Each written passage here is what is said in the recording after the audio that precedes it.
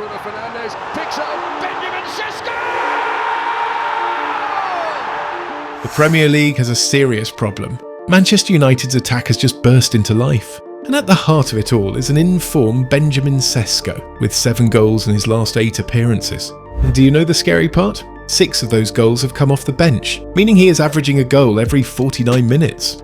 Not long ago, however, the outlook on the 22-year-old was far less optimistic. Questions about his inexperience, coupled with United's missed opportunity to sign a more experienced striker in the summer, sparked fears he might be yet another high-profile overseas signing to flop in the Premier League. But on the contrary, this is how Sesko is transforming United's attack and why he's, now more than ever since his move to Old Trafford, becoming crucial to this United side.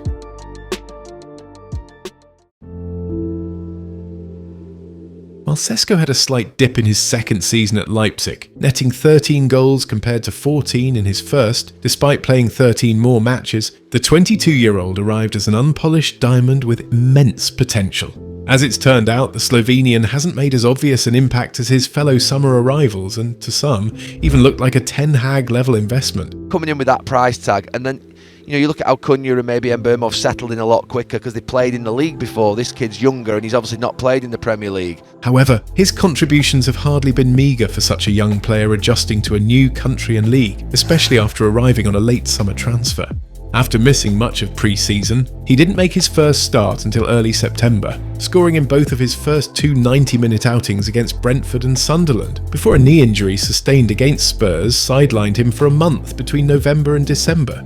Injury and AFCON absences made the following month a challenging one for Ruben Amorim and then caretaker manager Darren Fletcher. But if there was one silver lining during this period, it was the return of Sesko, who netted 3 goals in 2 games under Fletcher, in stark contrast to the 2 he managed in 17 appearances under Amorim. Each of his 3 goals also showcased his varied skill set.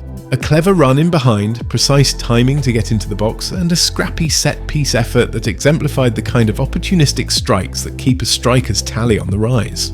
However, this uptick in goals didn't magically arise from Fletcher's shift away from Amorim's 3-4-2-1 system. Instead, it's been the result of Sesko's growing confidence and increasingly consistent off-ball movements since his return from injury. While still adjusting to the league, he struggled with his killer instinct in front of goal, making it feel like bringing a sword to a shootout when he led the line. His average non-penalty XG per shot of 0.16 over the last 2 seasons, even lower than Rasmus Højlund's 0.21, also suggested that positioning would prove his biggest weakness. But now, he takes shots from more sensible areas in the final third and with enough frequency to remain a constant threat, something Rasmus Højlund struggled with during his second season at the club. In a standout performance against Burnley, for instance, the striker recorded 39 touches, 13 of which were inside the opposition box, enabling him to unleash a total of 8 shots. This was preceded by 4 shots against Leeds, 8 against Wolves and 4 against Newcastle United, as well as 5 against Brighton in the FA Cup. These shot outputs reflect the kind of numbers United fans would long to see from their striker when facing teams that prefer to sit deep. By the way, if you're enjoying the video so far, we'd be incredibly grateful if you subscribed. Your support helps us grow and continue creating the content you love. His goal return has been far from meagre too, and when you factor in his FA Cup goal, he isn't far from averaging a goal every other game based on his minutes played. In fact, his 0.49 non-penalty goals per 90 actually places him among the league's top 3 most efficient strikers, alongside Erling Haaland and Hugo Ekitike. His ratio could have looked better too, having already rattled the woodwork 3 times this season. And while Sesko's contributions outside of scoring often go unnoticed for a striker, his speed, aerial ability and mere physical presence make him an imposing target man for teammates to build their attacks around. His ability to make runs in behind is also vital for United's strategy to protect leads. This was on full display against Newcastle, where his subbing off for Xerxes in the 60th minute led to the loss of a crucial passing outlet up front, leaving United pinned back at the end of a game in which Newcastle could easily have turned the tide and snatched a point or even 3. But while Sesko had been the preferred striker under former boss Amorim, he found himself on the bench in Carrick's first 3 matches with Mbeumo shining up front. And we're not talking about his head here. Nonetheless, he remains vital in the team's attacking plans. Perhaps the narrative of Sesko's struggles arises from his inconsistency, or the fact that he hasn't yet delivered a defining goal or moment. That was until his hair-raising last-minute winner against Fulham at the Stretford end. And then again when he finished off a slick counter to snatch victory from Everton. Despite starting on the bench for 6 successive games, he's made decisive impacts 3 times in the last 4 games, including scoring 2 winners and an equaliser in the last 3, which have single-handedly rescued 7 points for his team. Šeško again was fantastic. It's some turnaround, isn't it? I mean, he only scored twice all season under Ruben Amorim. Since he left, he's had 7 appearances and 6 goals. He was steadily given more minutes as a super sub with each passing game. But at the rate at which he was impacting games, it was only a matter of time before Carrick had to start him. And he's patient and he understands that, you know, he's going to be a big player for us for a long period of time, I'm sure of that. And once again, he delivered a match-defining goal, but this time it came after 65 minutes on the pitch rather than as a late substitute, reinforcing his case to be United's starting striker for years to come. United, of course, had hoped Højlund would become the focal point of their attack, after investing an initial £62 million in him 2 years ago.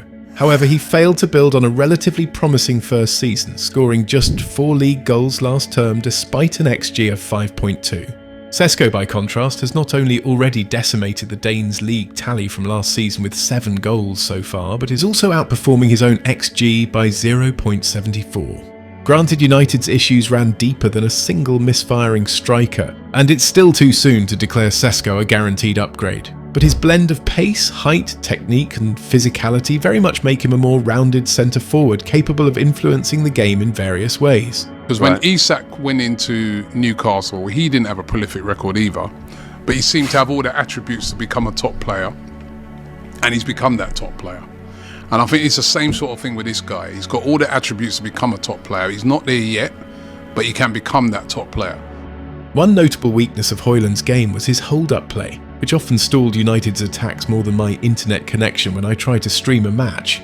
Compare this to Sesko, who not only scored the winning goal against Everton, but also culminated his progress in training with a strong display in hold-up play, completing 100% of his passes and losing possession just twice in a 32-minute cameo. His willingness to tussle with centre-backs and win duels is another positive sign, reflected in his duels success rate of 44.4%, being well above Højlund's 33.4% over the past 2 seasons. And even when Sesko wasn't scoring regularly as he is now, his overall play stayed strong, and most crucially, he didn't let it affect him mentally. Højlund, by contrast, played as if his family were held at gunpoint every game, and each blank only drained his confidence further. But there is a key difference in the situations they stepped into at United. Unlike Højlund, who was tasked to be the focal point for a blunt attack, Sesko is one of 3 shiny pieces in a new forward line that has cost the club north of £200 million. That changes the burden, as turning United's attack around hasn't fallen on Sesko alone. Instead, it's been a shared responsibility among the new arrivals. And with the quality he brings, the confidence he exudes, and his role as a key facilitator in his team's game plan, it looks like United may have finally addressed their long-standing issue in the striker position.